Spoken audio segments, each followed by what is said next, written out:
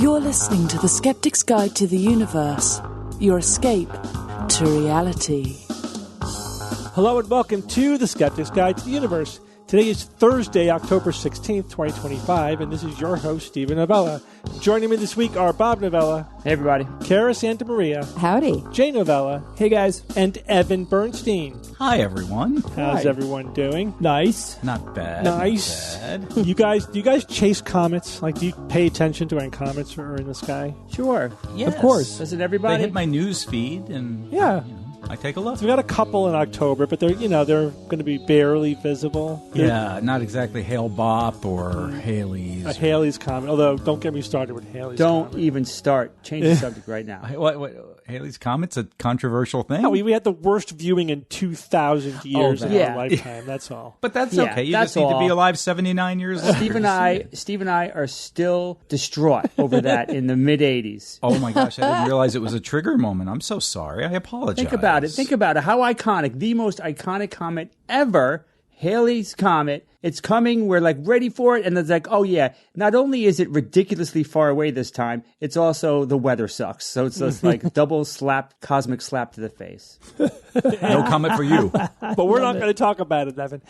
But Comet Lemon, which is Comet Lemon. is getting Who made that up? It had its southern hemisphere viewing, and now it's transitioning to the northern hemisphere. It will climb higher and higher above the horizon, and in the end of October will be good viewing. However, from what I'm reading, it's only going to be naked eye visible if you are in a dark sky location, which we are definitely not. No. Nor am I here in LA. Yeah. Dang. So, but binoculars, you whip out your binoculars, you should be able to see it above the horizon. Yeah, just get to the right horizon and have nothing in front of you and your binoculars. I guess you'll be all right. Yeah. Horizon viewing is always really difficult. It's always really difficult. Yeah, yeah. Challenging. I haven't had in my life a naked eye visible, way above the horizon, gorgeous giant comet. Right? I just I haven't had my quintessential comet experience. So Hale-Bopp was not that, Steve? Because we I did saw see it. Hale-Bopp. It was this little thing. It was, Is it as bright I as don't- I like don't know the what to ISS?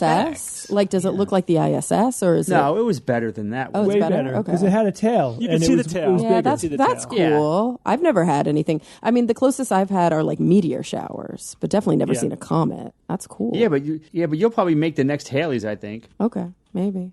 Maybe. We never know. And Kara promised me that you'll remember us, right? You guys, That's right. like I'm about to have my Hitchhiker's Guide birthday, and it's depressing me. 42. That's right. Happy birthday, Kara. You're You'll as see nice this as Yes, weekend. when Stop you're it. listening to this, right? Yeah, it'll be this Sunday. Yeah, Sunday. Okay, day before. All right. but I guess that's an exciting one. Hitchhiker's Guide. Yeah, it's yeah. exciting. Oh, Yes. sure. And guess. Steve, you're particular to even numbers rather than odd numbers, Yeah, right? sure. So you, It's a nice you got that balance. going for I have you. an even too. number bias, yeah. But what about fives? We've talked about this, right? Fives are good. Fives are are also good too, Fives right? work. Yeah. Yeah. They're even all- in their way. It's all just a symmetry thing, I think. Yeah. But no number's cooler than a number 5. What? Yeah. You think so? Hell yeah. 5 is the best freaking number. No way. 12 is much better than 5. Oh, interesting. What about debate. 42? 42 is fine, but that's a made-up special number. Oh, really? But 5 isn't? You know what I meant, goddamn. I love it. I love 13's pretty awesome. you gotta 13. admit. Yeah, I do have a 13 bias. it. 13, That and is that like 666. triggering for you, Steve? 13 is like all the bad things. No, well, 13, for a skeptic, 13 is like your badass number. You Yeah, know what it's I mean? funny, It's but like it's- a countercultural number. It's like, Yeah, if you're going to have really a uniform like number, you're going to 666. wear 13. Yeah, but 13 is definitely like odd and unbalanced and doesn't feel Prime. symmetrical It's all at prime and shit. Prime, yeah. I love, that's just more reasons to love it.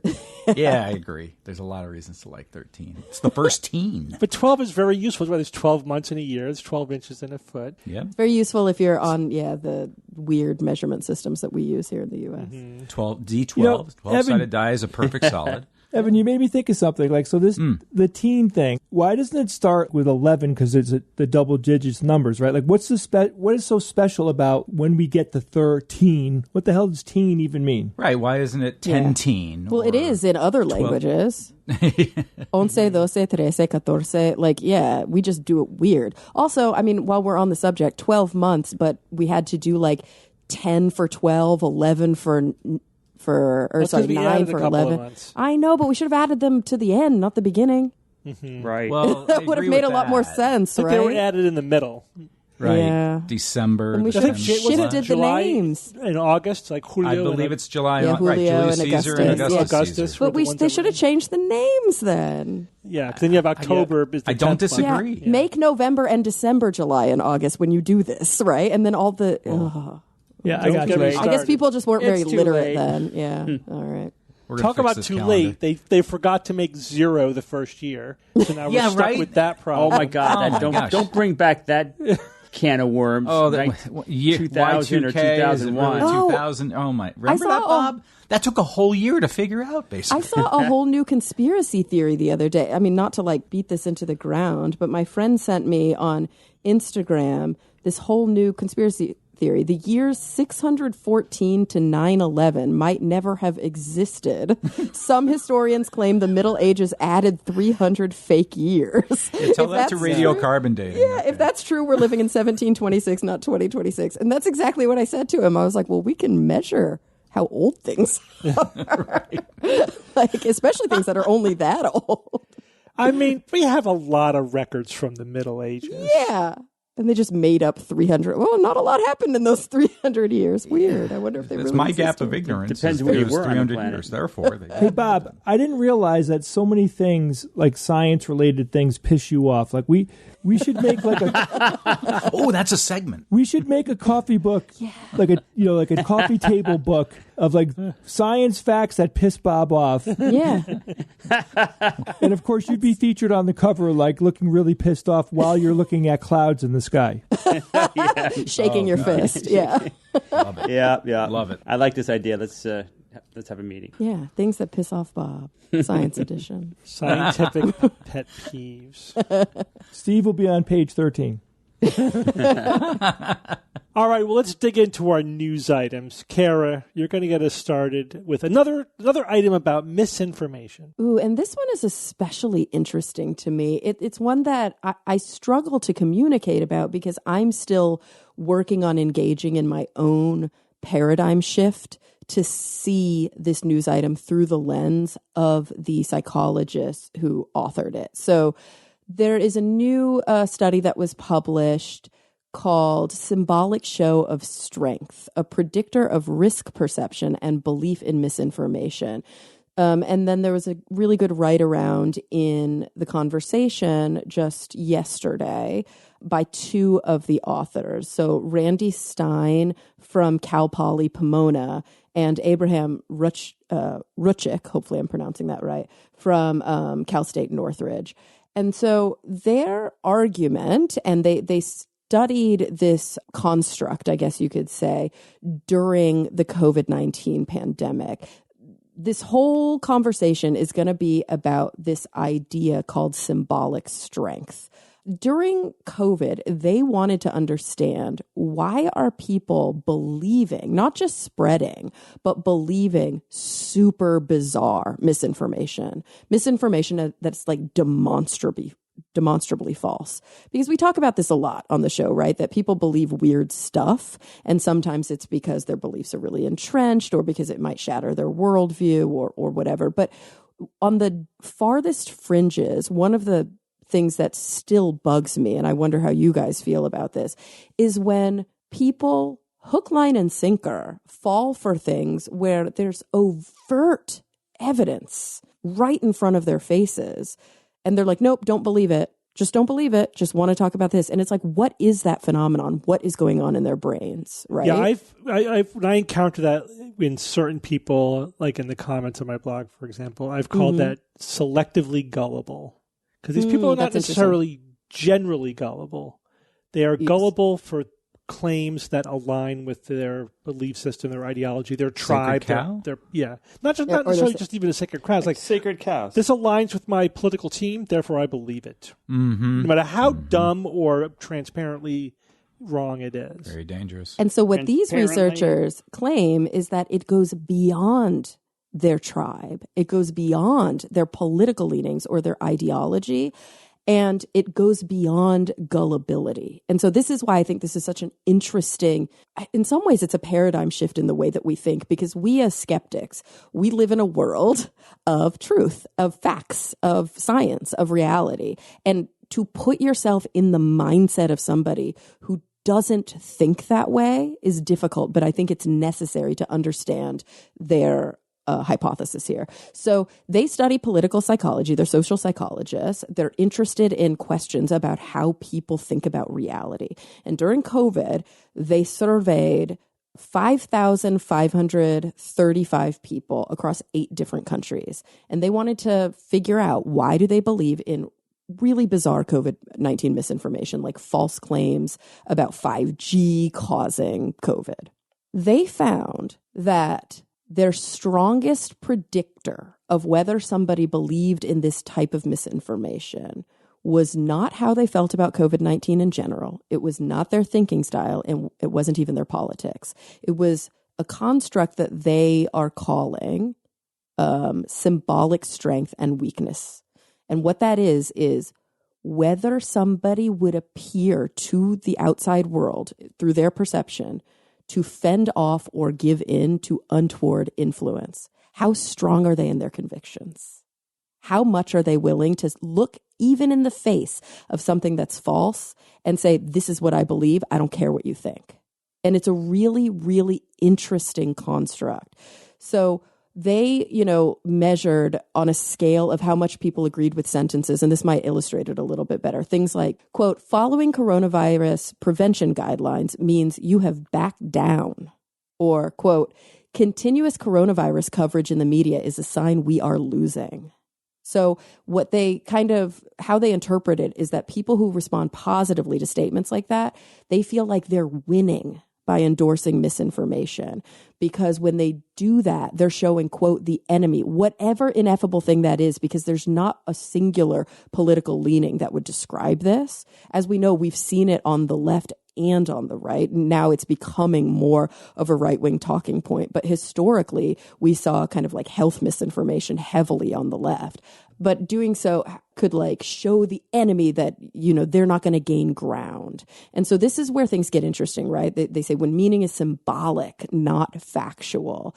So they liken this unto psychological warfare. And have we talked about that much on the show before? Psychological warfare, like psyops. Probably not directly. Propaganda, Touched on it. Yeah, and we've seen it throughout historical conflicts. We can point to really obvious examples during the Cold War, for example, but also during World War II, during Vietnam. We can uncover really obvious examples that are well documented within our own military, but definitely within Axis military or within Russian military. Sure. This idea of sort of winning hearts and minds through rhetoric as opposed to bombs, for example, and changing the way people think about things and turning them against, certain ideological stances, for example, or whole cultures or countries. So they kind of liken it unto this concept of psychological warfare. For example, like vaccination or masking or social distancing at the time, they could be seen, as they word it, as a symbolic risk that could weaken one psychologically, even if they literally benefit them physically. Right? Even if they are better, more healthy, more well by engaging in these practices, they're psychologically weak. They're weak-minded because they're following the deep state, or they're following, whatever kind of name they want to use for them, for the enemy. And so when they were looking at this study, they found a strong correlation. They actually did regression analysis, and they found that this concept, right, symbolic strength, seemed to have the most variance over whether somebody would kind of say, I believe in this thing, even when it's overtly not true. But they wanted to push it a little bit further and say, is this just a phenomenon with COVID, or can we apply this to other things? So they decided to take that same sort of paradigm and apply it to crypto. So they measured whether people saw crypto as a form of signaling independence from the traditional financial systems that we have. And they found that the same people who endorsed a lot of claims about needing to be separate from traditional finance were more likely to believe in other kinds of misinformation, other kinds of conspiracies, and really bizarre ones like, well, not bizarre, but we've talked about this a lot, like the government's concealing evidence of, aliens or whatever.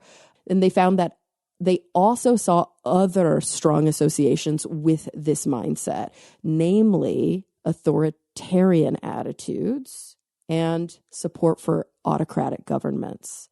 And so they're wondering if there's a common thread here that could explain why authoritarian leaders tend to be so effective when they use overt misinformation, because there are a certain segment of a population who symbolically want to show that they're psychologically, quote, strong, not weak, by saying, I believe him. He has the answer. All of these authorities, all of these other groups, they're misleading you. And so, they talk a little bit about how this relates to what's happening today. Like, for example, the August 2025 claim by Trump that crime in Washington was at an all-time high. You guys saw, the media was like, no, it's not. Like, there were just like so many think pieces and like fact check pieces that were like, no, it's not. But still you see people going, yes, it is. Yes, it is. He knows. I don't care what the data show. They talk about the concept of like, edgelords. You guys have heard that term before. Just sort of trolls online, but trolls that are specifically contrarian, that there's this interesting thing that happens where people like Trump or people like edgelords on the internet, even though they're pushing narratives that are overtly and demonstrably false, there's a sheen about them that they're more, quote, authentic, right? That they're just telling their truth. They're just saying what's real or what's on their mind or, what people don't want you to know. And it can have real consequences, as we know. So sort of they close out with the conversation that a lot of researchers do, which is this is a construct and we're trying to name and make sense of a phenomenon, but could it be something else? Or, are there some limitations here? And they were saying, maybe sometimes that it's true that these symbolic beliefs, that's what they keep calling them, right? They're not true beliefs, they're symbolic beliefs, ultimately are endorsed and continue. Like, why do they keep going? But because like downstream, they do have, benefits for people. Like they stand as good loyalty tests, or a fake it till you make it long game is what they call it, that eventually does become a reality. It makes me wonder, or it makes me struggle with this idea that there are individuals in power now who have been pushing this rhetoric for so long and ultimately have a hand in the financial problems that have incurred, that then made that a reality. That there is this sort of fake it till you make it long game. Mm-hmm. So it's an interesting question, right? Like, are these symbolic beliefs happening simply because some people have this type of mindset? It doesn't appear to be a thinking style per se. It doesn't appear to be a very particular political stance. What appears even more than those things is a need, an intention, a maybe even a personality trait, or if we could dig into that. It can't be cultural too. Yeah, it can't be cultural. I mean, they looked across it can be cultural, but it's not specific to one culture, right? Because they looked across 8 countries when they did this study. And they saw this, kind of holding true across these different eight countries. But it reminds me a lot of how a lot of religions operate, right? Where having faith is a virtue. And the more untrue the thing that you're having faith in, or the more test your faith. The more radical it is, the more extreme it is, the more virtuous it is to believe in it. It's about the belief. It's not about whether it's true or not. Absolutely. And you take it to an extreme, you get people drinking bleach because and things and insane things, or literally drinking Kool-Aid that will spiked Kool-Aid that will kill them. And I just want to kind of close with, it's so funny that I woke up early this morning and I watched the newest South Park. I don't know if you guys are watching this season, but it's brilliant. And I watched the newest South Park, and it was all about how the principal of South Park Elementary was sort of, I mean, it was also about how Peter Thiel knows about the Antichrist, but it was about how the principal of South Park was basically like puffing his chest up against Jesus, who is the new guidance counselor at the elementary school, about whether or not he's like, whoa, you questioning my faith, bro? Come on, let's throw down, bro. And it's so funny, like to Jesus. And it's so funny. And it's a perfect kind of, extreme example of this mindset. And don't get me wrong, the researchers do say if this sounds like an edge case, like if it sounds very extreme, it is. This was by no means the dominant group that they studied. But there were continuously a small and reliable, sliver of this sample that they looked at who do tend to prioritize what they're calling symbolic strength. And so I think it's important that we all start to shift a little bit our perspective and our paradigm when we are talking to people who appear to be completely disconnected from reality, that continuing to show them facts is actually, we've talked about this, right? Going to make them dig in their heels, counterproductive, all that. But this helps explain why. And there may be new ways to appeal to these individuals. Maybe the less we care about their viewpoints, the less that their viewpoints feel relevant. Like, whatever, everybody has their thoughts and feelings, and okay, fine, I don't care. Like, maybe that type of approach would kind of take the power away from that symbolic strength a little bit. I don't know. Yeah, I mean, it's kind of a no-win scenario, in my opinion. Mm-hmm. Yeah. And I do think that even though this may be a minority, I think this style, this intellectual style, is on the ascension. Mm-hmm. And this is, I think, wrapped up in the post-truth world, that we're heading towards, where whether or not something is true is not the primary importance to too many people. Right? There's way too many sources of plausible deniability, of alternative sources of information. And sometimes, again, engaging with people in the public about a lot of these topics that we talk about, some people, whether or not something is true is really irrelevant. Like, it doesn't even enter into their calculation when they're thinking about it. And we've been focused for so long on the fact that the truth is irrelevant to these people. But what I love about it, which is kind of like a negative view, but what I love about what these researchers did is they were like, yeah, but what is relevant to them? Mm-hmm. And what they identified was a show of symbolic strength is what is most relevant. And so if you take that strength away and you take that power away, perhaps there is some room there to change attitudes. I don't know, but or at least know what you're dealing with. Exactly. But as long as we're just fighting against the fact, we're always like, oh, truth doesn't matter to these people. Truth doesn't matter to these people. But we don't identify what does matter. I do think that it's a lesson in beating our heads against the wall. The other approach is, and we've talked about this in various contexts, is to first you have to get people to care about the truth.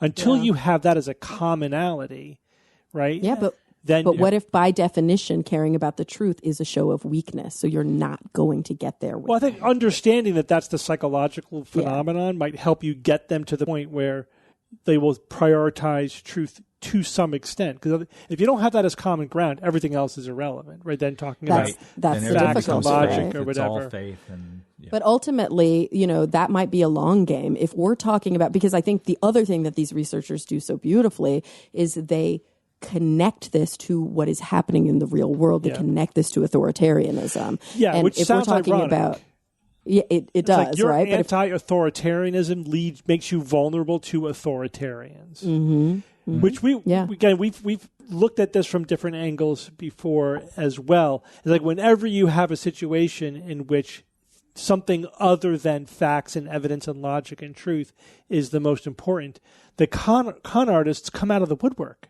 And that includes authoritarians. They know how to exploit people who are some of the best at it. Yeah. If you will believe anything that is not mainstream, that makes you predictable and easy to manipulate, ironically. Sure. Yep. So you become the sheeple that you condemn because you become super easy to manipulate. But you don't see it that way because you see that strongman as the ultimate source of strength, and that's what matters most to you. Yeah. And so I actually, no financial stake in this at all, but like I recommend folks like watch that episode of South Park because it's like Trey Parker and Matt Stone read this study. Well, sometimes they get it exactly right about stuff like that. Or they tapped into the exact same thing these researchers tapped into without, having a name for the construct. And it's such a beautiful kind of take it to its extreme so that it's so obvious, right? That's what they do. But so every character in it is doing exactly that. They're showing their symbolic strength in the face of reality. Steve, you mentioned something I think you might need to change in you say, and I've heard you say it a million times, are we sliding towards a post-truth society, right? I mean, wouldn't you agree that we're basically there now? Well, it's all relative. It's not black or white, right? It's just a matter of, it could always get worse.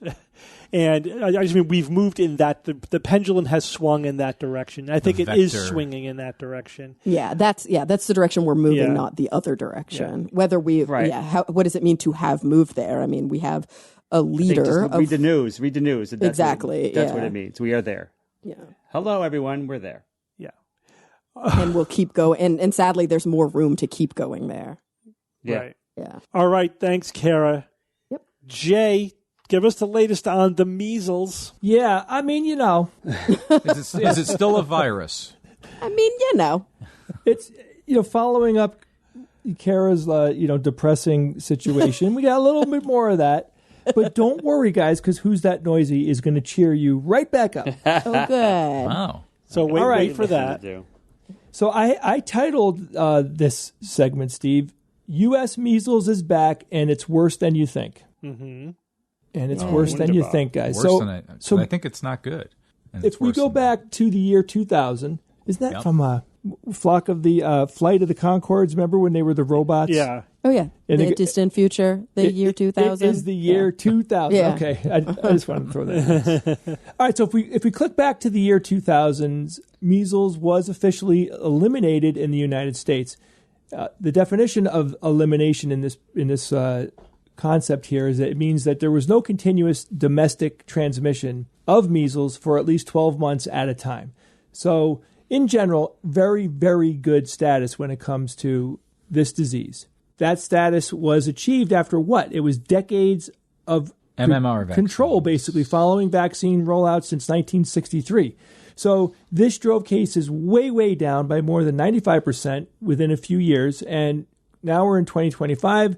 And as most of you know, measles are coming back. They are coming back strong, though. And it's going to scare you how strong this is.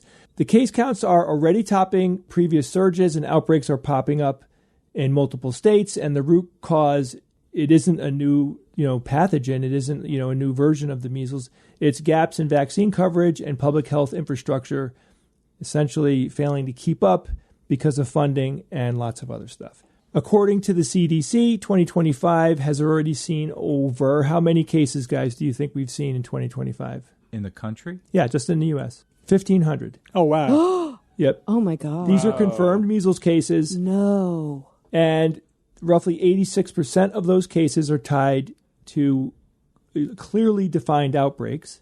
And 3 deaths have been confirmed so far, including 2 young children in Texas. Hospital rates are climbing. We have about 12% of patients ending up in the hospital care.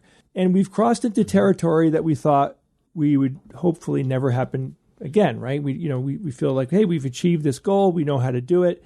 What could possibly ruin this status that we've achieved? Well, the CDC reports 1,596 confirmed measles cases in the United States going to October 14th. So roughly 2 days ago as we record this, versus 285 for all of 2024. Now, the comparison of those two numbers, 1,596 to 285, is the first giant red flag that I want you to take note of, because that's a very important thing to see, because that is a massive increase in people getting this infection. That is an increase of about 460% per year. And keep in mind that 2025 still has 2 months to go, or 2.5 months to go as we record this. Now, if we take into account recent changes that have happened with vaccines And we are in the first year of Trump's presidency, meaning that, RFK is going to be wreaking havoc on health in this country, as the years go by. So a 460% increase year to year is likely to even go up, if you follow me. And as a lot of you know, Texas is ground zero, right? Their major outbreak in West Texas, I think it was Gaines County area, that drove the state totals above 700 cases. That outbreak resulted in hospitalizations in the dozens and at least 2 or more confirmed deaths. Local public health officials report that the outbreak is largely centered in these close-knit communities with historically low vaccine coverage. None of this information I'm giving you should surprise you or sound foreign in any way, because we're hearing all these tidbits and everything. But put all together, the trend is definitely communities that have low vaccine coverage, and the reasons why they have low vaccine coverage can vary, but these are known reasons that I'm sure that you guys know as well. In South Carolina, the situation is more contained, but it's still worrisome. So as of October 1st, the state health department confirmed that there were 8 cases in the upstate region, with most infections occurring within the last month. Earlier reports suggest higher student exposure and school quarantines. I think there was more than 130 unvaccinated students that were isolated in connection with these separate outbreaks. Utah, their public health data is more conservative, only a handful of confirmed cases so far. But the presence of the measles virus, the fragments of it are detected in wastewater, which suggests that there is a silent transmission that is not captured by the case counts. Local authorities are currently characterizing it as it's a risk to general public. It is low, but there is a risk. They don't discount upticks if vaccination gaps widen. And then as another example, we'll click over to Minnesota. They have less prominent coverage, but state health department's data confirms that there's an uptick into the high teens. And this state information might seem, it doesn't seem like a lot, right? When I put it to you, like these numbers are low, it's a few states or whatever. But this is really serious, right? Because measles infections are taking root in other states. It's not localized to these small communities or one state in the United States. It's moving. People are getting infections in other states now, and the numbers are increasing. So measles is officially no longer confined to these fringe pockets, and it's going into larger populations. This is the beginning of something very, very worrisome. I'm pretty concerned about it, to the point where I'm going to talk to my primary care physician about getting booster shots for the MMR, if I can even get my hands on that. So the vaccine coverage in general is slipping. Herd immunity against measles needs 95% coverage. This will take 2 doses. In 2023 to 24, the national kindergarten MMR rate was around 92.7%. This is already below the threshold in dozens of communities. Now, in 2025, 92 to 95% of patients were either unvaccinated or their status was unknown. Patients with measles, just to clarify, 92% of people who have been confirmed measles cases were either not vaccinated or their vaccine status was unknown. Right, correct. Oh, man. A lot of outbreaks begin when a traveler imports measles into a low vaccination community, and the local transmission fans out from there. So in 2025, only about 12% of cases were directly imported, meaning most spread happened domestically. Reports are that public health systems are stretched, disease tracking, contact tracing, quarantine enforcement. All of the infrastructure has degraded over the years due to underfunding. And now we have a dramatic downturn in funding this year, which sets the stage for a serious increase in infections. So what does this all mean, and what should we do? So if what we're seeing right now, if it keeps up, and I see no reason why it shouldn't, largely because of what's happening with the government, measles could easily become another huge problem in the United States. So here are some steps. They might be hard to achieve, but here are some steps. So we have to boost vaccination aggressively, especially in vulnerable communities. This one I give a big red X. That's not going to happen, but it should.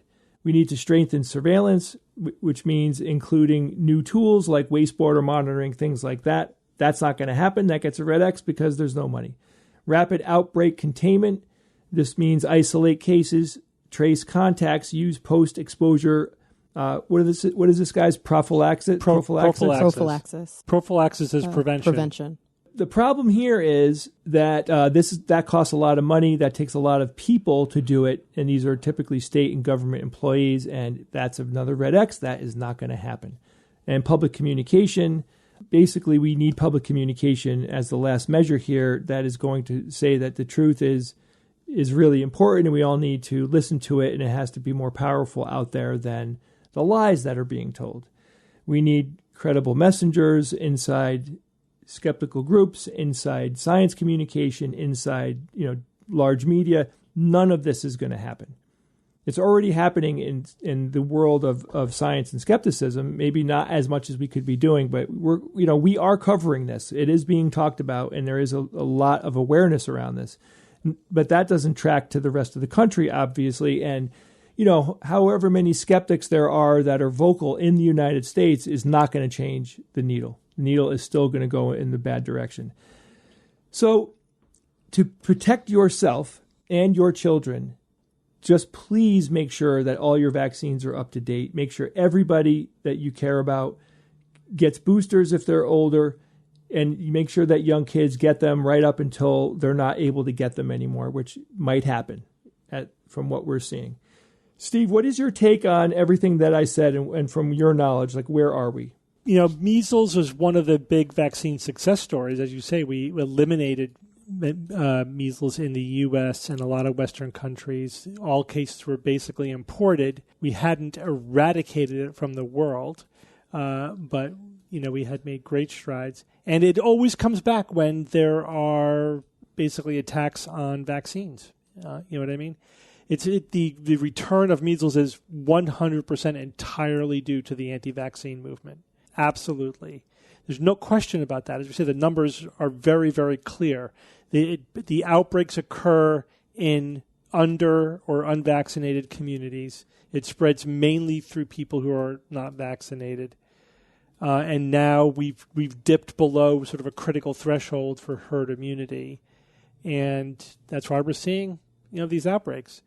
And now it's going to get worse because RFK and Trump are further confusing people and spreading misinformation and fear-mongering about vaccines. It's going to cause a further dip, and this is just the canary in the coal mine, right? We're going to see more return of vaccine-preventable diseases. And again, it's not a surprise. We've predicted this for 30 years. This is what we say. Whenever this happens, whenever you fear-monger about vaccines and it reduces the rate of compliance, then we see outbreaks. This is absolutely predictable. What would it look like, though? I'm curious to know, like, fast forward 3 years, where could we be? How bad could it get? I mean, it's hard to say. A lot of people have already been vaccinated. You know what I mean? So it's not like we're not starting with a naive population, but it's mainly for new kids coming up, right? School, there could be a lot of, if children are not getting vaccinated. And if more states follow Florida, for example, and say we're going to eliminate the vaccine requirements for public schools, which would be a disaster, but that's what they're pushing for. This could get 10 times worse than it is now, or 100 times worse than it is now. Measles is extremely contagious. It's a very contagious virus. What do you think about people in their late 50s and older getting booster shots? Yeah, if you have any doubt, you can get your titers checked, and then if your titers are low, you can talk to your primary care doctor about getting a booster. What should we go in? We go in and say, hey, can you test to see if I need a booster for MMR? Yeah. Or just they'll decide if you need one. Just talk to them. Hey, what do you think about me needing a booster for MMR? Should I just do it? Should I get my titers checked? What do you recommend? And then they'll individualize the recommendations to you. Well, Steve, what do tigers have to do with this? A titer. You know what a titer is, Jay? Do you know what the specific technical definition? No, I'm waiting for you to tell me. I'm asking you. A titer is how much you can dilute something and still detect that it's there. Right, okay. So it's just homeopathy-ish. No, nothing to do with homeopathy. It's just with homeopathy, they keep diluting until it's not there. That's so you start with something and then you get nothing, or you start with nothing. When you talk about how much of a titer something has, the bigger the number, the more of it you have, because that's like you can dilute it. You can dilute it more and still be able to detect it. That's what that number means. It's like how much did you dilute it before you stopped detecting it, right? Does that make sense? So it's a dilution. The number is how much it was diluted. And that gives you an understanding of how much you have left in your body then, right? Exactly. Yeah. All right, guys. Didn't plan on having 3 sort of political items on this show. Just sort of worked out that way. But I'm going to talk to you about, is therapy, like in the context of like counseling therapy, right? Is that speech in the context of free speech? Oh, God. Yeah, Karen knows exactly where this is going. Uh-huh. And this question is before the Supreme Court, and it could have profound implications for the regulation of not only therapy, but of medicine in general, and standard of care, quality control in medicine. And I think this also gets back to the whole issue of expertise and whether we're living in a truth versus post-truth kind of world, right? So here's the issue, that the specific issue, again, which is not as important as the broader implications here, but the specific issue has to do with conversion therapy. Do you guys know what conversion therapy is? Yeah. Sure. Yes, it is debunked and unethical. Yeah, so conversion therapy is the idea. It's also called sexual orientation change efforts. That's the technical term in the literature, SOCE. Also might be referred to as reparative therapy, which is somewhat, assuming a conclusion there. But conversion therapy basically is trying to treat people, clients, who, for their sexual orientation or their gender identity, to convert them to the correct one, right? So there's a lot of air quotes in there. Yeah. The idea is that, like, say, people who are homosexual, that homosexuality is somehow it's either unnatural or it's a mental illness or it's just not preferred, right? And you're going to convert them to be heterosexual because that's what God wants you to be, or whatever the context is. Usually this is overwhelmingly done in a religious context, but for sure. Even if not, that's the idea. And this has been going on for a long time.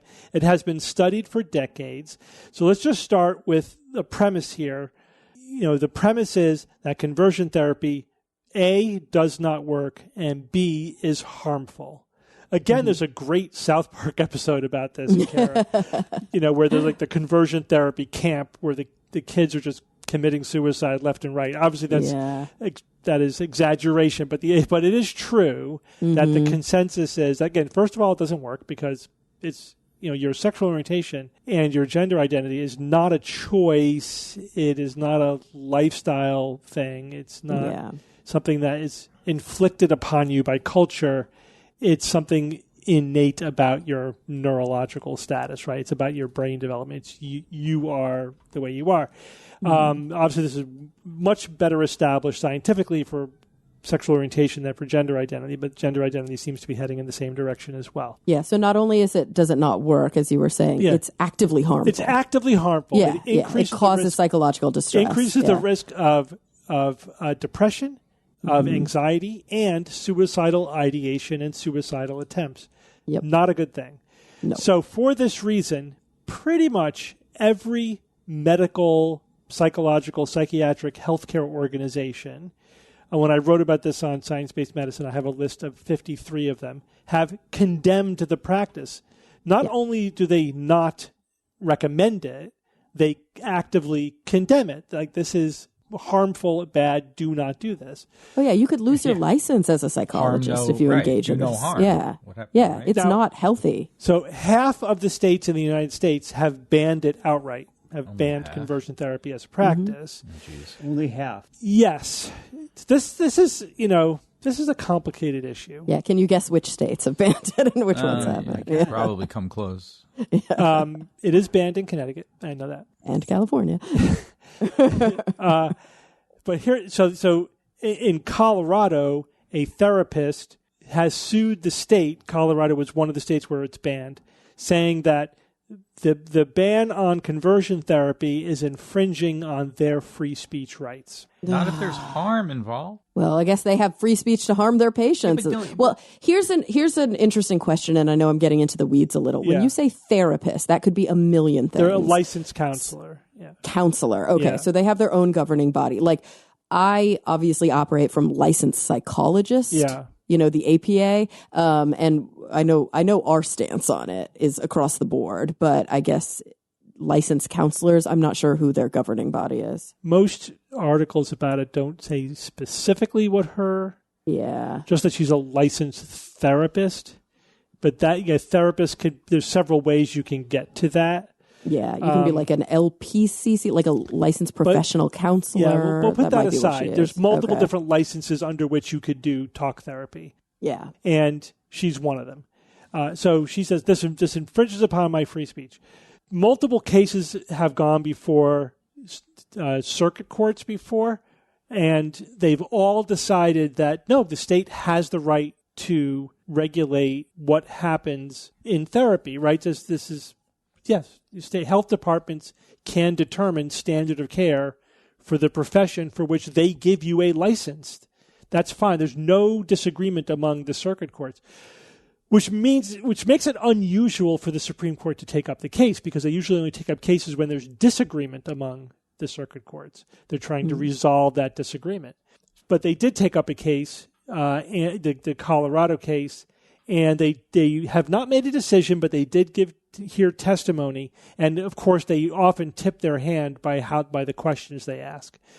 And it does look like the conservative justices on the court are leaning in the direction of that this is, of erring on the side of free speech for the therapist. That's going to be a problem. It's a huge problem. So there's many layers here.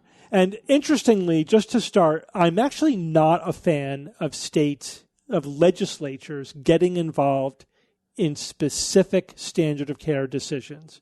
Me neither. Right? Because the thing is, they don't have the expertise. And there should be an overarching governing body over her license. Right. That's why I was digging into this. Like, I was specifically looking at, the governing body that covers me, the American Psychological Association, but also the California Board of Psychology. Both of them combined say that I could lose my license if I engaged in conversion therapy, because I would be violating both California law and professional ethics. Yeah. And you're right. That should be enough. That should be enough. Just losing your license. So then you shouldn't be able to practice anymore. I've always advocated for this should be handled at the certification level. The state that grants you your license, they regulate the standard of care. Mm-hmm. They don't determine the standard of care, right? They don't say this is the standard of care. The profession determines what the standard of care is. But if you practice below that standard of care, if you violate it sufficiently, that could be grounds for the health department to act against your license. And that's not just all like they take it away or they don't take it away. They could suspend it. They could censure you. They could require you to get CME or whatever to get education. There are remedies in place, right? There is some remedy up to and including they're taking your license away. But here's a reason that might not be enough, Steve. So I just found a report from the Trevor Project from 2023.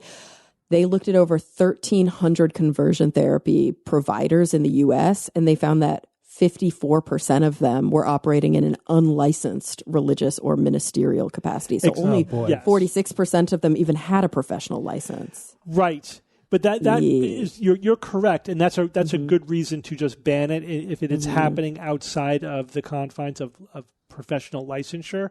Then obviously regulating licenses is not sufficient. But that should be fixed, right? That should be fixed. That's practicing medicine without a license. Right. That's another problem that creates a situation where then you have to get legislatures involved.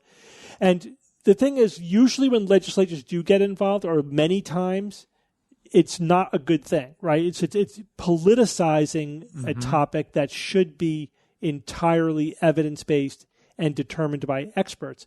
And the legislatures can get involved in both directions. So they could ban a practice. They could also exempt a practice from the standard of care, which is kind of a worse problem. So in Connecticut, for example, the Connecticut legislature exempted the treatment of chronic Lyme disease from licensure issues. So which means a practitioner is free to do whatever they want to treat chronic Lyme disease, and the state cannot act against their license for doing that. I see. It sort of carved out this protection. Yikes. terrible. But on the flip, it's terrible law. The legislature should not be determining what the standard of care is. Now, again, I do agree that there are some exceptions. One is if the existing mechanisms are insufficient, but also if something is really egregious, like we've known like for conversion decades, therapy. like conversion therapy. If it's egregious enough and there's pressures to do it, then you can say, listen, it might be just logistically easier. In other words, instead of having to go to court on each individual case, to have a hearing about a practitioner's license and basically establish the standard of care each and every time, you could say, all right, this is so far beyond the pale, we're just going to categorically say that this is below the standard of care, and we're just going to ban it statewide. So it is reasonable in these kinds of cases. I just wish it weren't necessary. I'm just also logging my discomfort with legislatures being involved in the standard of care, because they really, other than enforcing it, they should not be determining what it is. But again, having said all that, that's not the issue at stake here. The issue at stake is whether or not the states even have the right to regulate what a therapist says in the context of a therapy session, a licensed therapist. And the fact that there are justices expressing skepticism about that is chilling. It's frightening because think about that. They're saying that, this is a free speech issue. It's like, no, it's absolutely not a free speech issue. First of all, that therapist can say whatever they want in the public forum about conversion therapy. They can advocate for the law to be changed. They could, if they have a case to make, they could make it in pretty much any venue they want. The only thing that this law is regulating is what they're doing in a professional client relationship. Right, different. Mm-hmm. Which is absolutely has to be under regulation. Yep. That's the whole point of regulation. And I think there's another layer here, which is that most of the laws that are in existence right now are actually specifically intended to protect minors. Mm-hmm. And I think that when we're talking about conversion therapy for minors, it has special consideration. And you could be looking at it from a different angle, which is an abuse angle. Yeah. And which is all the more reason why it should be banned. Mm-hmm. So oftentimes it's done on minors. Mm-hmm. Oftentimes it's done without most of the problems their are with consent. Minors. Yeah. Because their parents it's often done it. In the context of extreme pressure from parents, from religious groups, from society. So I think that's the reason people who have advocated for these laws banning conversion therapy, that's one of their main arguments. This is a vulnerable population. And that's the thing that's so frustrating. We've already legislated this. Yeah, we've already adjudicated this. Yes. We have case law already. Yeah, exactly. No, I agree. So I think there's a couple of reasons for it here. I think why the conservative justices were sort of leaning in this direction, it seems, by their questioning. One is they don't really think that therapy is medicine, right? And that's just a bias against mental health. Yeah. Complete bias against mental health. They think it's no different than pastoral care and ministry. It's not like, you're not prescribing a drug. It's like, it's still a medical intervention meant to treat a defined problem. And these people are licensed professionals. They're supposed to be practicing evidence-based interventions, and there's all the ethics involved about first do no harm, etc. It's absolutely, in this context, a medical intervention. And so that is just an anti-mental health bias, in my opinion, which I completely think is wrong. And then the other thing is that it's because they agree with it, right? One of the justices, I think Sotomayor, asked a very, very telling question, which I think cuts right to the heart of the whole issue. And I hope this resonated with the other justices. She asked, if a dietitian decides to help anorexics starve themselves, can the government stop them? Mm-hmm. Or is that free speech, right? That was good. I like it. If a therapist or a dietitian basically helps someone who has anorexia starve themselves to death, is that free speech? Or can the state say that's malpractice? That is substandard care? Or how about this one? This is a little bit of a hypothetical. What if there were an intervention that could abort a fetus? Would it be free speech for a doctor in a state where abortion is banned to tell a patient, by the way, if you take this dose of this combination of medications, which you can get over the counter, that would abort your fetus. I'm just giving you information. That's an even better example because that one makes their heckles go up. Right. So that would they feel the same way about that as they would? Of course not. Of course not. Right. That's whatever they want. That's my point. It's also been pointed out that the same court reaffirmed Tennessee's right to ban gender-affirming care for minors in Tennessee, right? Interesting. So the state can ban work? gender-affirming care, but they can't ban conversion therapy. It's kind of hard not to see that as blatantly hypocritical. Again, you have to say, well, that one's a medical intervention, the other one is therapy. It's like, but I've already dealt with that. I disagree that one has a standard of care and the other one is do whatever you want. It's only talk therapy. Mm-hmm. And the only other difference is that they're in sort of opposite directions ideologically. So I don't know. It's hard. I think that they might vote a certain way because of how they feel about this issue without fully appreciating how devastating this would be to the standard of care in American healthcare. Because now every quack, every con artist is going to hide behind freedom of speech for any nonsense that they want to do. Yep. This would be such a dangerous precedent. It'd be absolutely devastating to science-based medicine. Absolutely devastating. Right? This is the first line of defense, right? This is like there is a standard of care.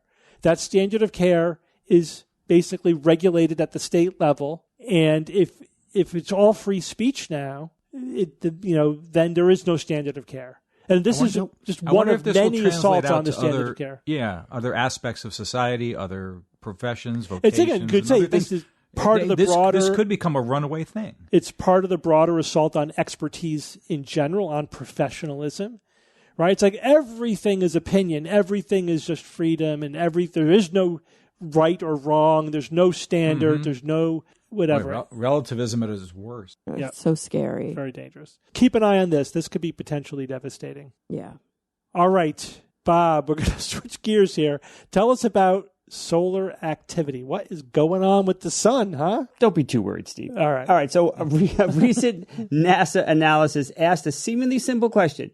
Is the sun sliding into a decades-long slump, or has it been kind of surreptitiously revving back up since 2008? This new research comes from plasma physicist Jamie Jasinski and space physicist Marco Velli, both from NASA's Jet Propulsion Laboratory. So the opening sentence needs some unpacking. So let's put this latest research into a little bit more context. We all love the sun, right, guys? It seems constant, right? It's my favorite star. And predictable, right? It's like the king of planets, Bob. Right. It's always there doing its job, even though it's been crazy hot lately, and that's all on us. That's our fault. She's got nothing to do with it. Right. But even a superficial scientific inquiry shows, just how changeable and irascible it really is. And this is reflected in one pattern that almost everyone, I think, has heard of. Many people, certainly almost everyone listening to this podcast. What's that? What pattern reflects this kind of like weird changeability to a certain extent? The solar cycle? It's solar cycles, right? Every 11 years, right? It's solar cycles. Yeah, it's an 11-year cycle, right, Evan, where the sun cycles from a minimum sunspot activity to a maximum and then back down to a minimum again. That's an 11-year cycle. Did you know that at the end of the maximum part of that cycle, there's also a magnetic pole reversal? And it's not something that just like flips one day, like, we're flipped now. It could take a couple of years or more for this reversal to happen. And it of course is no negative consequences. It's not like apocalyptic. It happens every 11 years. So this cycle, as I said, is mainly tracked by counting sunspots, essentially. But we also typically see an increased amount of solar flares, right? Coronal mass ejections as well, as we head to that solar maximum in the middle of the 11-year cycle. So we see those things as well. So we're currently in solar cycle 25. And since they take about 11 years, that tells you how long we've been tracking these solar cycles specifically. Long time. And before that, people were tracking sunspots, I think, since the 1600s. So it's been quite a while since we've been taking a critical eye and looking at our sun. this cycle, as I've described it, though, in many ways, it's more of a guideline than a rule. Mm-hmm. For example, wait, should I wait for any pirate comment? No, okay, that's okay. For example, for a whopping 70 years between 1645 and 1715, there were almost no sunspots at all on the sun. People born in 1645. If they tried, they probably would have never seen any sunspots at all their entire lives. This is called the Maunder minimum. You may have heard of that term. And a similar lull occurred between 1790 and 1830. Definitely not as powerful as the Maunder minimum, but this was the Dalton minimum as well. So that happens. So now we've been thinking for years now that perhaps the sun was entering another similar quiescent phase, something, some kind of grand minimum that could take, who knows, it could take many, many decades potentially. What does quiescent mean? Too. Like the Maunder minimum, where there was no sunspots. It was kind of, you could describe that as a quiescent phase if you want. Duration. So this pattern started around late 1980s, early 1990s, where this phase of the sun where it just seemed like, it's just not as active as it typically is. Mm. The solar wind emitted by the sun started getting noticeably weaker. And if you counted those peak number of sunspots during the solar maximum, so halfway through the solar cycle, you do a count. How many sunspots do we got? So that peak number started decreasing, starting in the, say, 1990 approximately. The most recently completed cycle, solar cycle 24, which ended in 2019, was also notably very weak. And so that weakening trend seemed to be continuing. And so this is where the researchers come in, because they wanted to answer this question. Are we entering potentially another type of grand minimum phase of the sun? And what does that bring? Because it's important to know that kind of stuff, because the evidence we have for those two other minimums we have, it coincided with a cooler climate. So it could potentially have cooled the Earth a little bit, although that evidence could be a coincidence. But things happen when the sun is less active. There are ramifications in various arenas. So this is where the researchers come in. They took a detailed look at the cycle 24, starting in 2008 through 2019, and they found that even though the solar wind was weak, it was clearly its strength, though, the strength of the solar wind had stopped declining, which was a major inflection point. So no matter how they looked at the solar wind, they looked at the speed, they looked at density, temperature, thermal pressure, mass, magnetic field magnitude, all of these attributes showed an increase. And also the sunspot numbers were also consistent with these solar wind changes. So the information was in the data. It was subtle, but it was definitely happening. The increases were happening and the decreases had stopped. So these scientists looked at this evidence and they interpreted their conclusion was basically the sun is not slipping into something like a Maunder minimum. This is something that was just a 20-year period. And it doesn't seem to be going into this minimum phase. Plasma physicist Jamie Jasinski said, all signs were pointing to the sun going into a prolonged phase of low activity. So it was a surprise to see that trend reversed. The sun is slowly waking up. So if you read websites on this, people are always latching onto that phrase that the sun is slowly waking up. Now, cycle 25, which we're in right now, it's no monster. This is not a monster like solar cycle, where it's like going crazy. But it's definitely a lot punchier than cycle 24 was. And their interpretation of what's happening actually makes sense when you consider another cycle that kind of supersedes this solar cycle, and it's called the Hale cycle. So now the Hale cycle consists of two 11-year solar cycles back to back. So it's not 11, it's 11 and 11. Those two, one after the other, is this Hale cycle. So this means, though, that at the beginning and the end of the Hale cycle, what happens?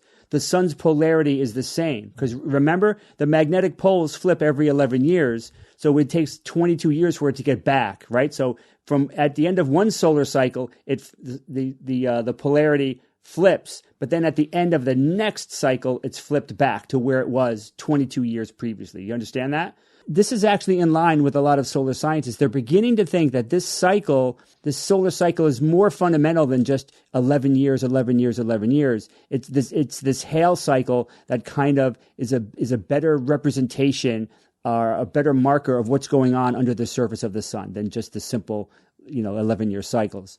So it looks like the sun was not in a deep sleep. It was maybe it was more of a power nap, a 20-year power nap, but it wasn't anything like a 50 or 70 or 80-year minimum equivalent to that Maunder minimum. That means, though, what? That means that we could have a more lively sun in the near future, and that's a double-edged sword, because on one hand, you've got the sun's heliosphere, its magnetic influence in the solar system.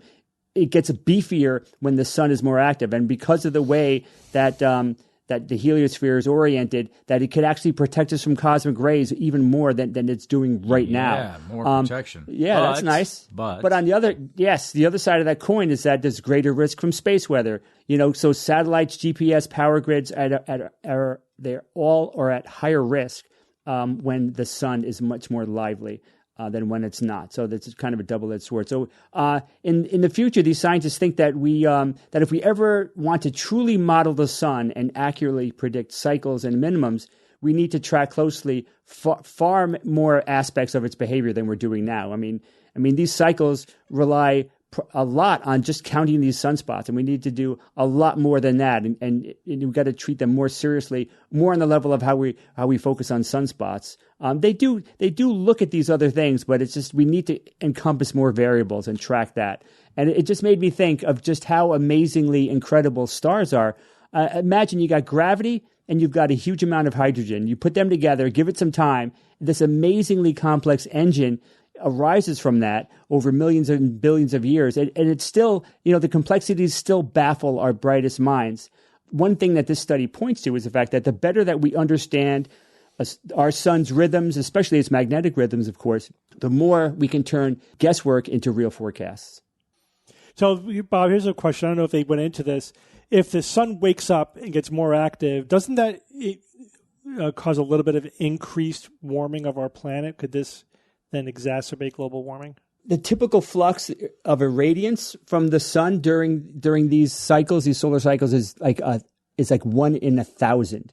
It's 0.1%. So the kind of flux you get there is not dramatic. Is not dramatic enough to really. I mean, Steve, you know very well that many people tried to blame. Solar forcing. No, there's no solar forcing going on. Yeah, there's no. But there's still cycles, and as you say, the cycles could be reinforcing or counteracting a little bit of the global warming. I didn't know if that was happening. I think it's fairly trivial, and it's nothing that there's nothing we can really do about it. But I think it's pretty trivial. Yeah, I hear that, but I don't know.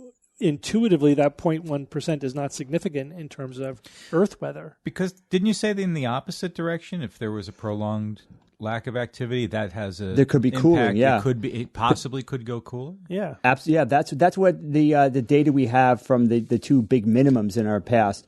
It seemed to coincide with a cooler climate, but there could be just coincidence. Could be coincidence. But yeah, so Steve, I just don't know how dramatic that would be. Yeah. For climate change, I expect it's not dramatic. It's just like at what level, how negligible is it? I don't know exactly. All right, thanks, Bob. Evan, tell us about this wormhole, and specifically, are we building a deep space station next to it? Nice. Well, Steve, that is the question. I mean, you got to have a deep space station next to any wormhole, assuming there is one, and scientists claim they might have detected a wormhole, and that these wormholes were created by bohr worms. Not the bohr worms. Not the bohr. Thank you. Right on cue. Yeah, science fiction right there. But no, there is this new paper that suggests a gravitational wave event that was first detected back in 2019. Bob, this is GW190521. 21, okay, gotcha. And it might be the echo of a black hole merger in another universe that opened a transient wormhole into ours. How do they know that? Do they know that? No. What's this all about? Well, I read about this first at an article over at futurism.com. This is a preprint article. That's an important caveat. Yes. Very important. Preprint. This has not been peer-reviewed or anything close to it yet. But here's the title. Is GW190521 a gravitational wave echo of a wormhole remnant or from another universe, ? So the authors of the paper are reinterpreting the gravitational wave event that was detected in 2019, which has been attributed to two black holes merging, but instead they're suggesting it's possibly an echo of a merger that took place in a different universe, but it was transmitted through a wormhole. We call it a wormhole throat that momentarily connected with our universe and sort of created, I don't know, this like cosmic burp in a sense. I just think the only way to sort of maybe describe it. And so here's what they're suggesting. Their model, the merger happens in the other universe and produces a ring-down gravitational wave, and that wave traverses the wormhole throat and emerges here as the short, isolated pulse. Pop! And not even that. It's like, that's exaggerating it, I'm sure. But a wave emerges and traverses what they call the wormhole throat, which I think we can all sort of envision. We've all watched Star Trek except for Kara. And so we know what that would look like visually. And there you get this short, isolated pulse at the end. They say they used the Bayesian statistical analysis. And what they found is that, the standard black hole merger interpretation is favored, but it's not so strongly favored that you can rule out the wormhole echo hypothesis. And sure enough, media jumped all over this with splashy headlines like signal from another universe and wormhole detection, of course. Right? That's always the weakest form of argument. Well, you can't strictly rule it out. Therefore. Okay. So you got that going for you. Therefore, imagination, run wild, go. Yay! Clickbait. That's basically what it comes down to.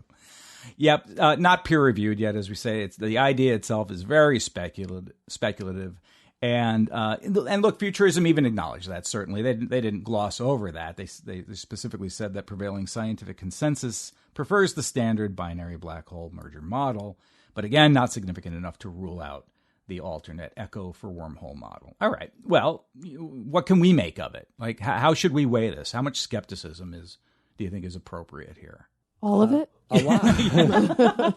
Yeah, even a little more than that, maybe. I kind of file this away as saying it's aliens. It's like, well, we can't prove it's not aliens, but that's not a really good reason to say that, especially when there's a far more mundane and known cause that itself can't be real until you rule out that this is two black holes merging or some other similar type of event.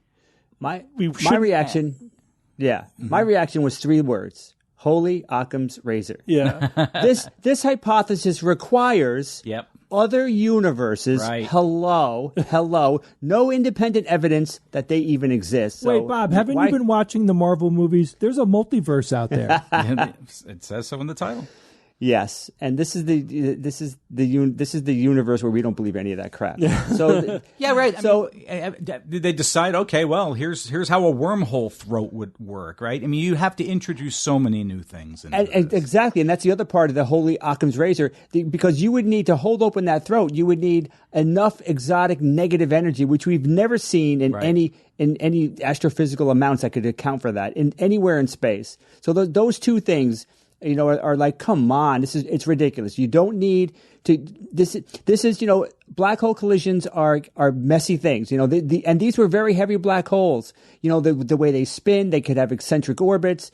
That's all a recipe for these weird, short, potentially bursty, signals. You don't need a wormhole. This is well within normal black hole physics, and just invoking other universes is ridiculous. I wouldn't object to that per se, like coming up with a more exotic explanation for this signal, but just give me a testable hypothesis, right? Or some way of that beyond anomaly hunting. Again, don't just give me this is weird. Give me something concrete, like this argues strongly against a black hole merger or is an indication that we would predict of some other type of phenomenon rather than just totally shooting from the hip. I mean, what does this other universe even add to their hypothesis? It's just clickbait, and that's why. And we're talking about it because of that. We're talking about it, and many more people have read about this. But we're skeptics, so we get to talk about clickbait. That's right. But because we're skeptical, it's okay. Yes, I agree with that. Steve, you used the word exotic, right? Mm-hmm. And yeah, so exotic compact objects, ECOs. Bob, have you ever heard of those? Exotic. It's a speculative signature, Echo. sometimes invoked in quantum gravity, also known as exotic compact object proposals. They include things, I'll give you 3 examples: boson stars, gravastars, hadn't heard of that one before, and something called fuzzballs. Yeah. There's a thing called fuzzballs. Yeah, I've heard of them. In quantum physics. Holy crow. Great names. I'll wrap it up with this because I did throw this out to our resident physicist, Brian Wecht, of course. Oh, yeah? Just to say, hey, Brian, give me your quick lowdown on this. Like, how skeptical should I be of this? And I'll read to you what he wrote to me. He said, "Hello, Evan. This paper strikes me as what if normal thing was weird thing." One of those kinds of projects like Avi Loeb likes to work with. Exactly. These are a dime a dozen in theoretical physics.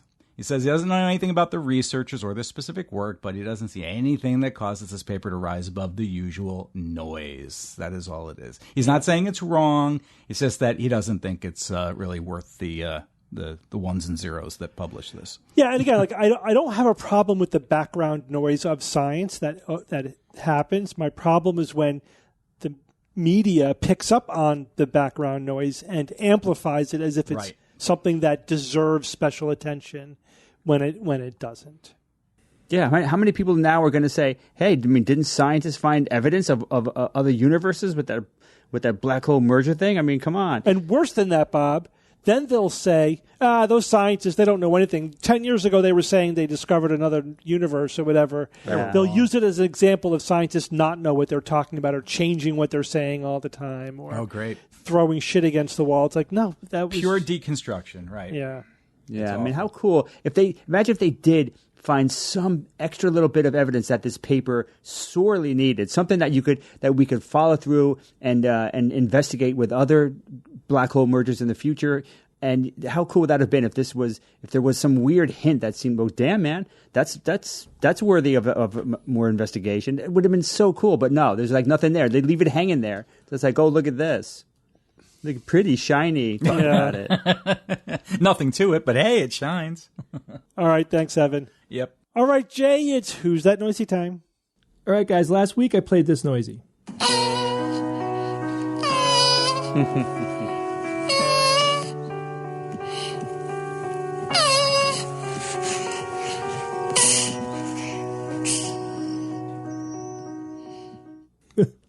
I don't know what it is, but I like it. What's happening in this? What is this, guys? Come on. I think it's another animal.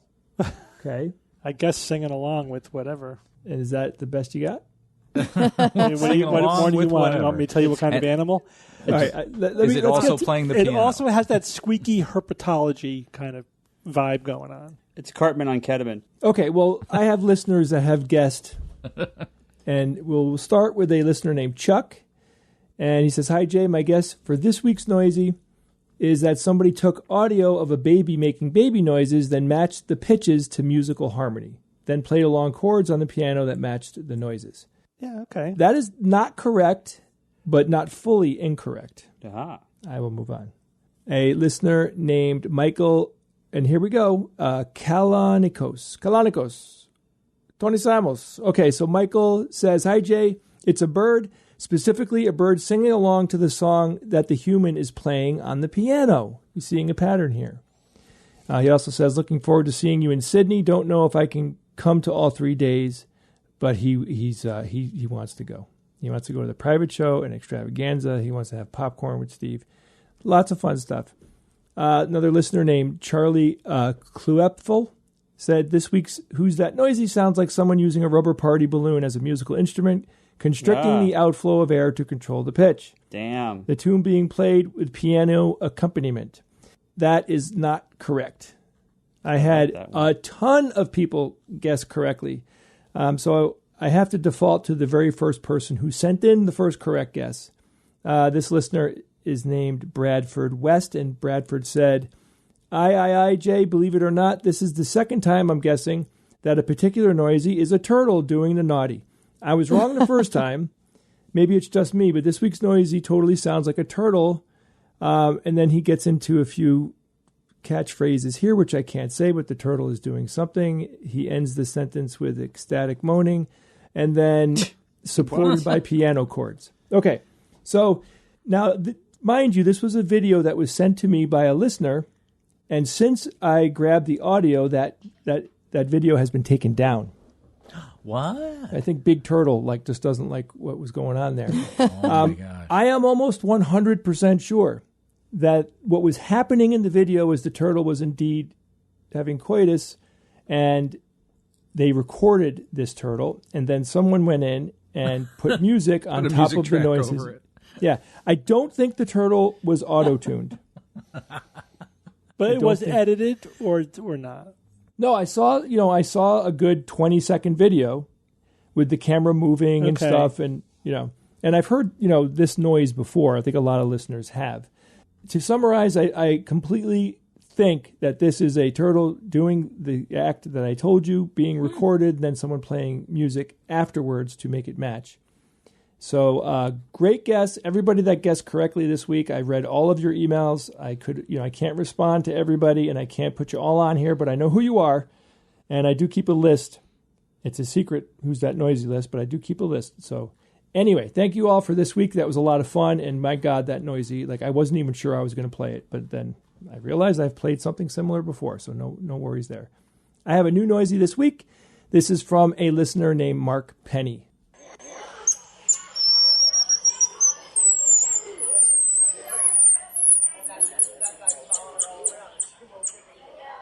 Okay, if you think you know what this week's noisy is or you heard something cool, email me at wtn@theskepticsguide.org. Jay, are the people talking in the background incidental?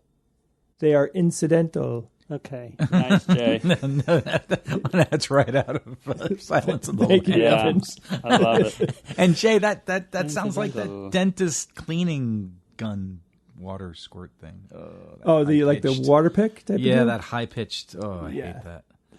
But Okay. that's what it sounds like to me. So anyway, you know what to do. Now let me get on to a couple of other things. Yeah.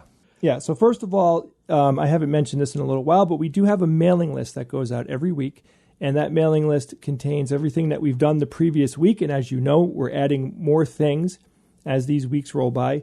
So if you'd like to get on that mailing list, go to theskepticsguide.org and you can join the mailing list on our homepage. You'll find the link there. It takes a long time to affix all those stamps to that mail. Yeah, it sure does. Thank you, Evan. I appreciate it. At least one of you realizes how busy I am. And then I'd like to remind everyone that we have a Patreon. It's patreon.com/Skeptics Guide. Not to sound dramatic, but in these times of unbelievable, God, how do you summarize it in one sentence? You know what's going on, and we need to get science and critical thinking out to everybody. But it starts with us educating skeptics. And those skeptics can go around and start helping other people get the truth, the real information, get an understanding of what's going on in the world. If you want to help us make this happen, you could become a patron of ours, patreon.com/Skeptics Guide. It's, dark times, guys. It's dark. And I'm personally scared and frustrated and angry. But the bottom line is the only thing that we can do is get the real information out there and educate as many people as we can and be a voice of reason in a world that is becoming very unreasonable. I'm hopeful and optimistic. But You keep saying that, and I'm glad you are, Steve. But that's because I'm thinking in terms of hundreds of years. Yes. Things will be better. on a probably. geologic On time a scale, geologic things are fine. great. Everyone's chance of survival. It's all about your perspective that you choose to Yeah, but take. in the short term, work needs to be done. We are the kind of people that do the work. And if you want to support our effort, then please consider becoming a patron. Thank you. We have a quick name that logical fallacy. This one comes from Arthwalapot. Wow. That's the guy. That's what he wrote. Love it. And he writes, I'm engaged in a discussion on the internet about pornography. The argument is made that, quote, if you think porn causes no harms, then let's broadcast it in every public place. Apart from the straw man argument that nobody has actually said that porn causes no harms, what is the fallacy here? So what do you guys think? So is he asking? So he's saying, okay, straw man, porn causes no harm. Yes, in certain instances, we know the porn does cause harm. So he's talking about if it did cause no harm, If it why causes not just no harm, blast it why not everywhere? broadcast it everywhere?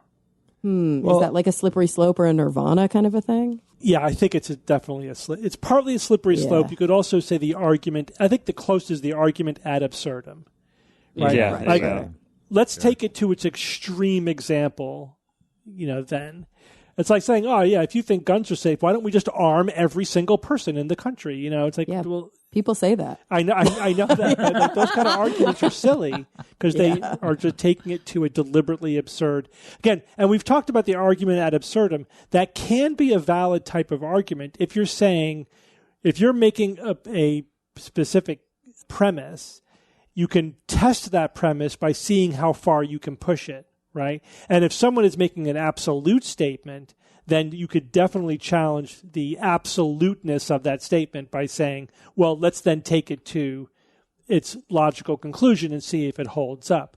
But there's the invalid argument from absurdum, which is like this. Like you take a reasonable argument, you turn it into an absurd extreme, and then argue against that or say, well, because this absurd extreme isn't true, your more reasonable version is also not true. So I think if somebody that's what's was happening here.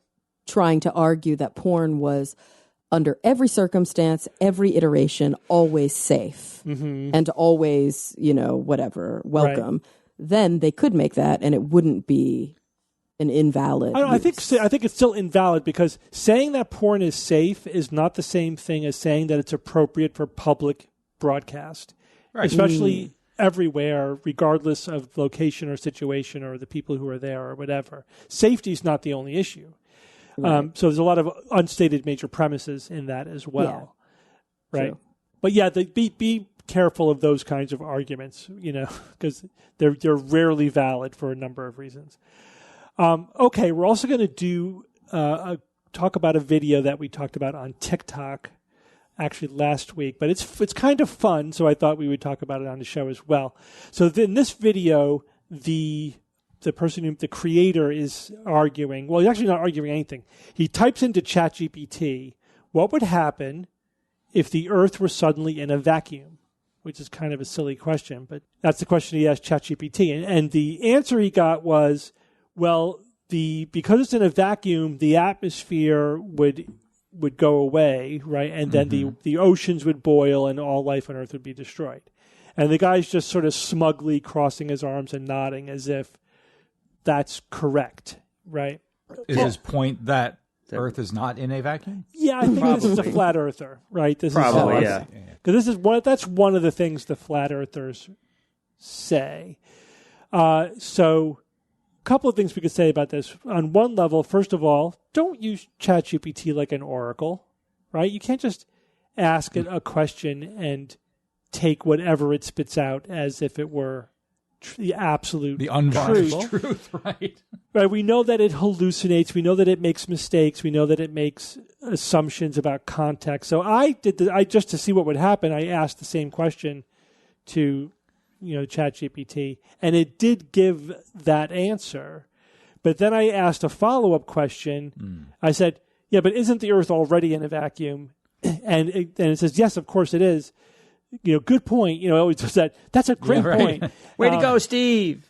Do you know Bob? So it's just generically talking about what happens to things in a vacuum, right? And then just not really putting it in the context of the Earth, which is in space, which is a vacuum. But then once you push it on context, then it gives you, if you have an actual conversation with it and you have it ask clarifying questions and contextual questions, then it starts to give you more reasonable information. Like, yes, there is no sort of demarcation between the atmosphere and space. It talks about internal versus external forces.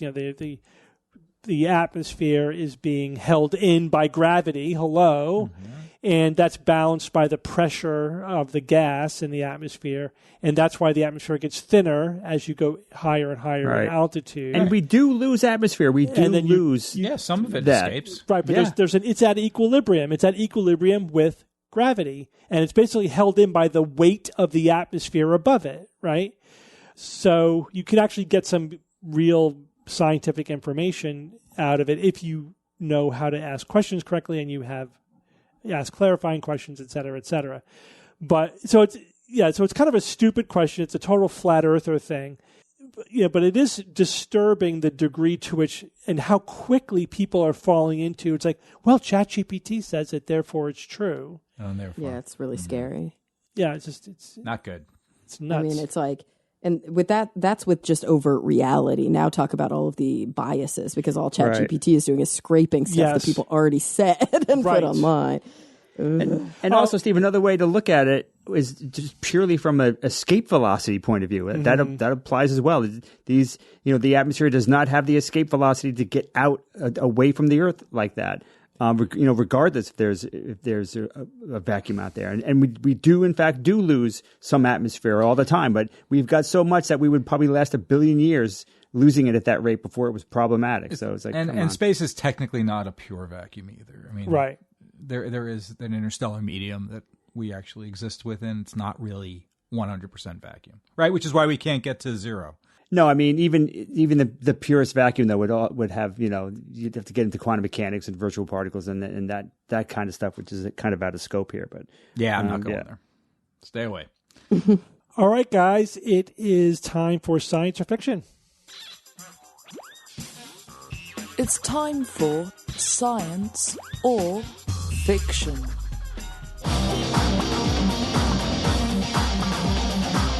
Each week I come up with 3 science news items or facts, 2 genuine and 1 fake, and then I challenge my panel of skeptics to tell me which one is the fake. We have a theme this week. The theme is insects. A lot of insects in the world. How much do you guys know about them? A little bit. A little bit. All right. I know that there's a beetle that cannot lift 97 pounds over its head. 92 pounds. Sure. Whatever. 90 plus pounds. All right, well, let's see what else you know about insects, Jay. Here we go. Item kilos. number 1. Flight evolved independently 3 times among insects and emerged first among insects about 350 million years ago. Item number 2. Termites are a type of cockroach, the one with the most complex social system. And then item number 3, the largest insect to ever live was Meganeuropsis permiana, a giant predatory dragonfly with a wingspan of 2.5 feet that likely hunted frogs and small mammals. All right, Mr. Confident over there, Jay, why don't you go first? All right, Steve, we have flight evolved independently 3 times among insects and emerged first among insects about 350 million years ago. I mean, that sounds legit to me. I mean, flight is so unbelievably useful. There's such an advantage with it that I wouldn't be surprised if it did evolve independently a few times. And, insects before, larger animals, that makes sense too. So I think that's science. The second one, termites are a type of cockroach, the one with the most complex social system. Okay, so there's 2 things in there that he's saying. Is that termites are a type of cockroach and that they have a very complicated social system. So what would be complicated about termites? I know some things about termites, Steve. I know that there's also different kinds of termites.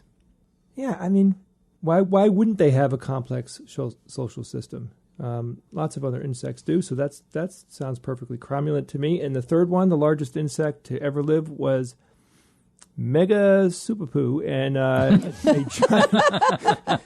a giant predatory dragonfly with a wingspan of 2.5 feet that likely hunted frogs and small animalcules.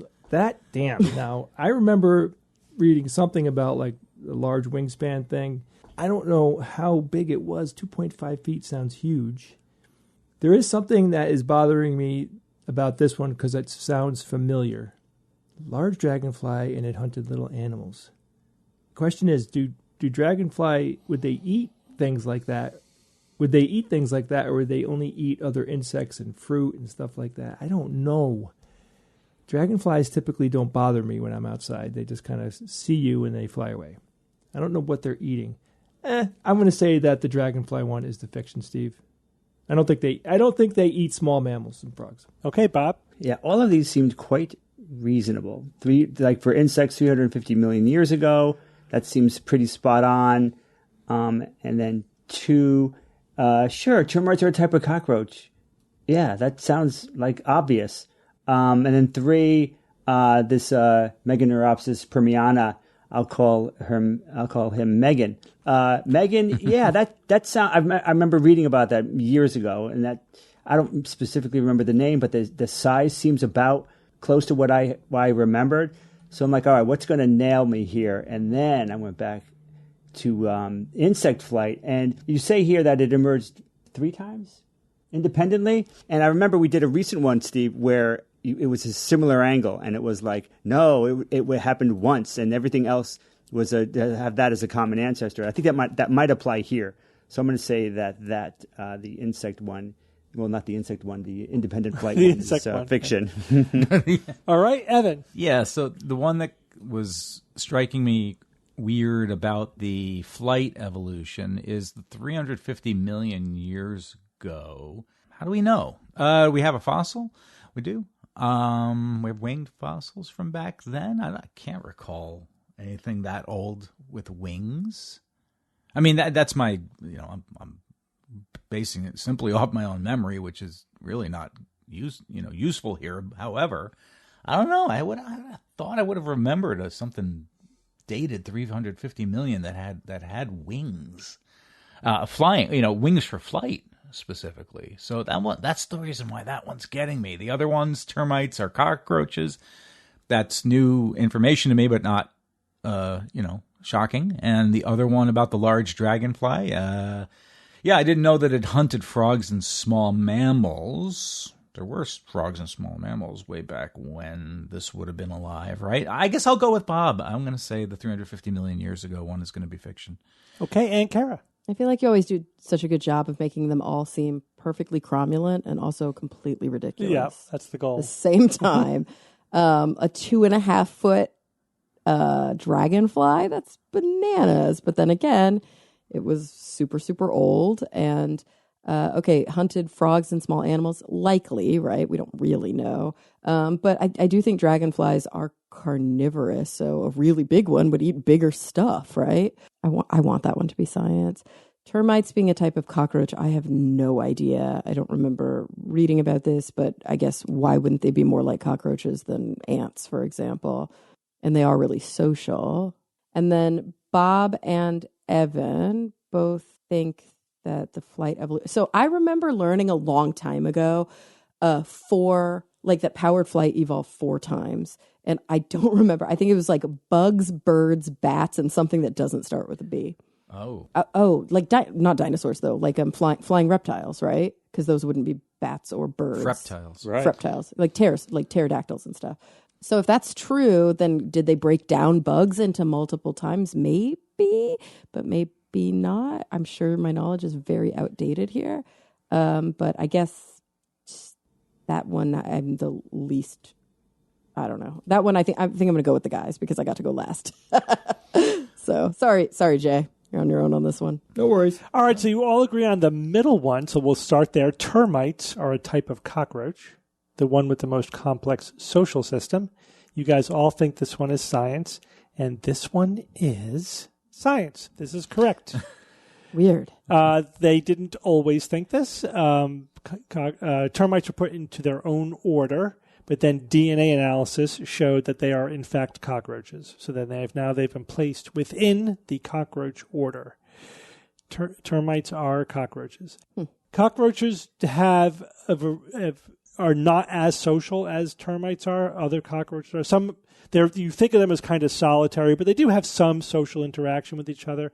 Most do not have complex social interactions, but termites, have a nest with a division of castes and a queen and division of labor and all that stuff. They have a very complicated social structure, more like ants, for example, than other cockroaches. All right, so let's go back to number 1. Flight evolved independently 3 times among insects and emerged first among insects about 350 million years ago, meaning that it evolved among insects before any non-insect flight. You're right, the other 3 origins of flight are pterodactyls, bats, and birds. And then there's all of the insect flight. The insects, again, evolved flight first. The question is, how many times? Does every single insect that flies have a common ancestor? Oof. Or not? Hope so. That's the question. Right? So are dragonflies and butterflies and hornets termites all have a common ancestor with wings? That's the question. What's the answer? And the answer is, this one is the fiction. It is a fiction. Cool. Because, yes, they all have there was a one common ancestor with flight. And all flying insects evolved from all insects with wings. Many insects are secondarily flightless, like most cockroaches. There are some cockroach species that do fly. Most do not fly.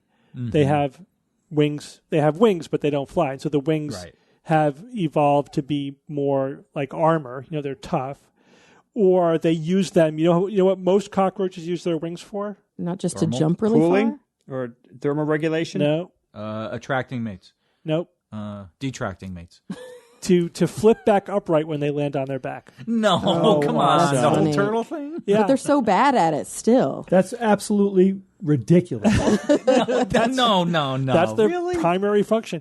The other, Kara, you're sort of right I would have in terms never of jumping far. Some cockroach species glide with it's their so wings. gross. They don't have powered flight, but they'll like jump from a high place to a low place, and they'll sort of glide down with their wings.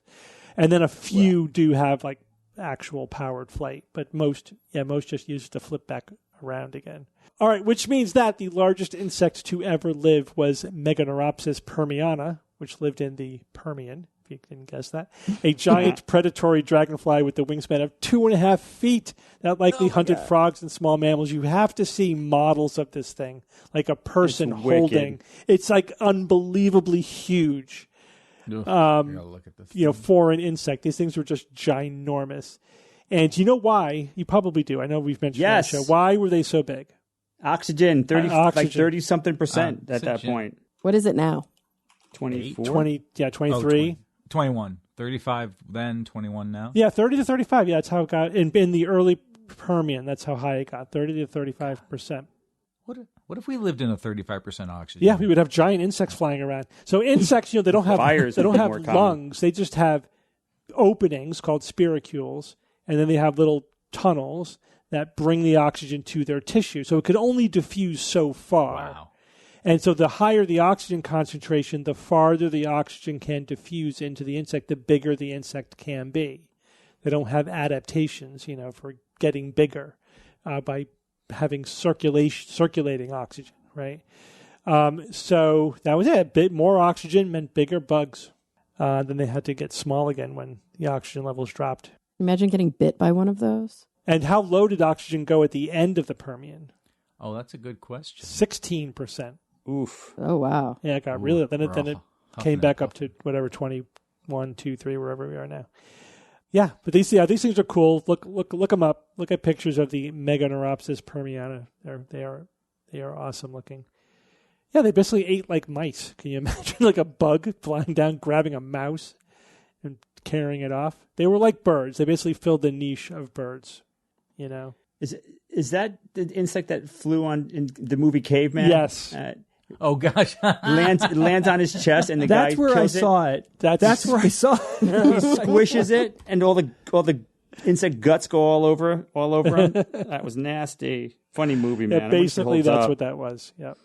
All right, good job, guys. Evan, give us a quote. It is strange to reflect how much energy is thrown away in attempting to know the unknowable. That was written by Joseph Barber Lightfoot. Is there a context to that quote? Yeah. So, he was actually a biblical scholar.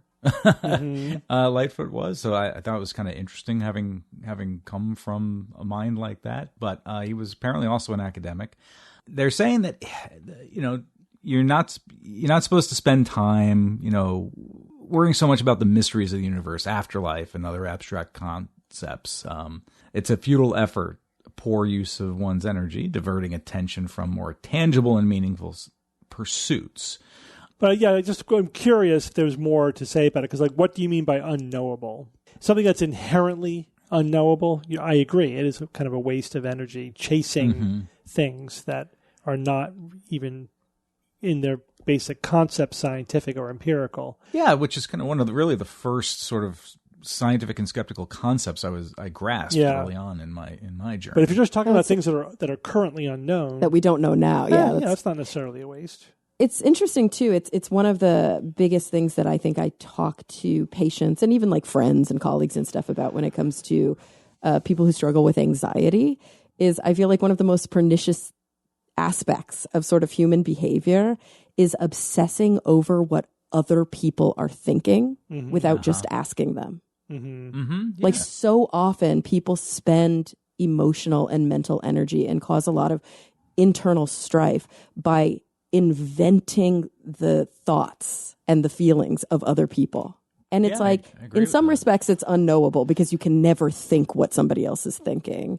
In other respects, they can share with you to the extent that they're willing to share. But it's such a futile practice, and it causes so much pain. But because he says unknowable in this quote, I take that to mean not unknown. Yes. But that there is a set of information that is specifically unknowable. And inherently unknowable. Yeah. Inherently. And in some ways, kind of, even my example, I think it holds there because we inherently, by definition, can never actually know what someone else is thinking. We can only know what they tell us they are thinking. Yeah. Right. All right. Well, thank you all for joining me this week. Sure, Steve. You got it. And until next week, this is your Skeptic's Guide to the Universe. Skeptic's Guide to the Universe is produced by SGU Productions, dedicated to promoting science and critical thinking. For more information, visit us at theskepticsguide.org. Send your questions to info@theskepticsguide.org. And if you would like to support the show and all the work that we do, go to patreon.com/skepticsguide and consider becoming a patron and becoming part of the SGU community. Our listeners and supporters are what make SGU possible.